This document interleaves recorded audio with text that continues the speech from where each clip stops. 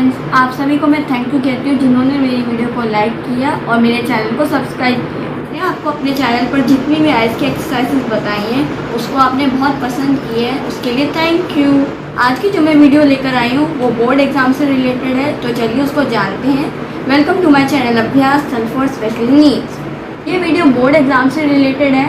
मैं भी board exam दे रही हूँ, तो मुझे लगा मुझे आपसे कुछ बातें शेयर करनी चाहिए। मैं आपको बताने जा रही हूँ कि जो हमें क्वेश्चन पेपर मिलता है उसको हमें कैसे समझना चाहिए। सबसे पहले हमें ये देखना है कि हमें क्वेश्चन पेपर जो मिलेगा उसमें हमें रीडिंग टाइम मिलेगा, तो हमें उस रीडिंग टाइम को यूटिलाइज़ करना है। हमें रीडिंग टाइम में क्या करना है, हमें रीडिंग टाइम में क्वेश्चन पेपर को फर्स्ट पेज से लेकर लास्ट पेज तक अच्छे ढंग से पढ़ना है। स्पेशल नीड्स के लिए इस तरह की जानकारी होना बहुत ज़रूरी है, तो मैं एक पुराने क्वेश्चन पेपर के थ्रू इसकी जानकारी देने की कोशिश कर रही हूँ। देखिए, ये एक पुराना पेपर है, इसको मैंने सिर्फ आपको समझाने के लिए लिया है।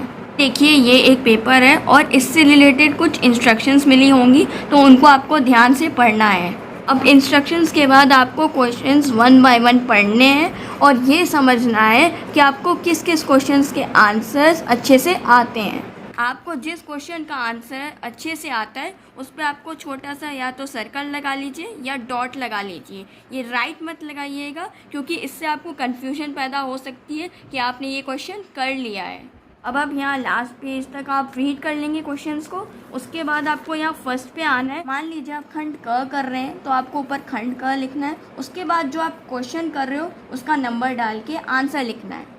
तो जो क्वेश्चंस आपको अच्छे से आते हैं उनको आप अपनी आंसर शीट पर करना शुरू कर देंगे। मैं आपको फिर से बता रही हूँ कि जो क्वेश्चंस आपको अच्छे से आते हैं पहले वो करने हैं, बाद में बाकी के कीजिए।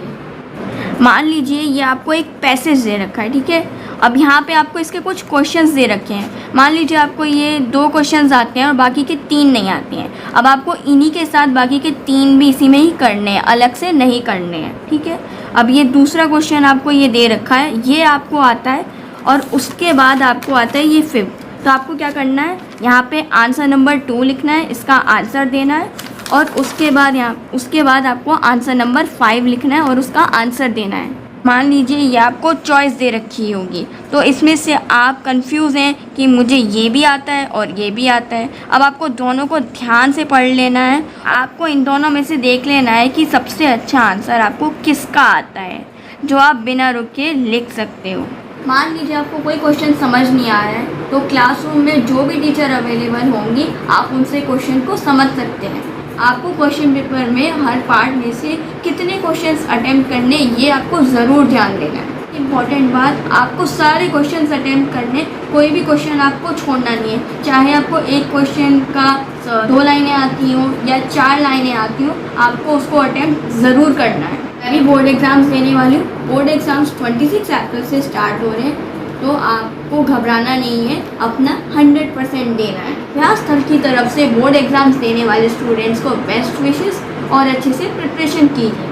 अगर आपको मेरी वीडियो पसंद है तो मेरी वीडियो को लाइक कीजिए। लाइक तो बनता है, क्योंकि मैंने बहुत अच्छी इन्फॉर्मेटिव वीडियो बनाई है। और अगर आप मेरे चैनल पर नए हैं तो प्लीज़ सब्सक्राइब कीजिए और कमेंट में आप कोई भी क्वेश्चन पूछ सकते हैं। तो अब मैं आपको अपनी नेक्स्ट वीडियो में मिलती हूँ। Thank you.